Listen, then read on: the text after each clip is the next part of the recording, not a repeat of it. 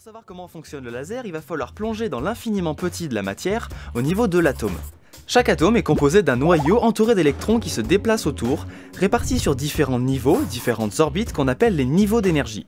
Ces niveaux fonctionnent comme les étages d'un immeuble, on ne peut aller qu'à certains niveaux précis et pas entre deux. Tout d'abord, on va chercher à augmenter le niveau d'énergie de cette molécule en lui apportant une quantité d'énergie qui correspond précisément à l'écart entre deux niveaux, ce qui va faire passer un électron d'une orbite à une autre plus élevée. Dans le cas du laser, on appelle ça le pompage optique et l'atome ou la molécule sera alors dit excité. Mais alors, comment faire ce pompage optique? On va maintenant partir sur le cas des lasers au rubis, mais le principe s'applique à tous les lasers. A l'aide d'un flash lumineux, on va envoyer toutes les longueurs d'onde de la lumière blanche dans du rubis.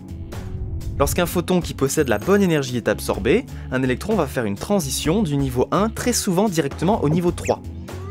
La molécule va alors se désexciter, l'électron va rapidement redescendre d'un niveau et cette énergie sera émise sous forme de chaleur. C'est pour ça que les lasers chauffent. L'électron peut redescendre tout seul sur son orbite d'origine et libérer de l'énergie cette fois-ci sous forme d'un photon, qui va partir dans une direction aléatoire. C'est ce qu'on appelle l'émission spontanée. Et la deuxième possibilité, là où ça devient intéressant, c'est quand ce photon émis spontanément rencontre une autre molécule encore excitée. La molécule va alors l'absorber et se désexciter en émettant deux photons en phase, ayant tous les deux la même longueur d'onde et qui partent dans la même direction que celui qui vient d'arriver. C'est ça la fameuse émission stimulée. Et comme dans une réaction en chaîne, ces photons en phase vont à leur tour pouvoir exciter d'autres molécules ou déclencher d'autres émissions stimulées. Et c'est comme ça qu'on obtient un faisceau cohérent.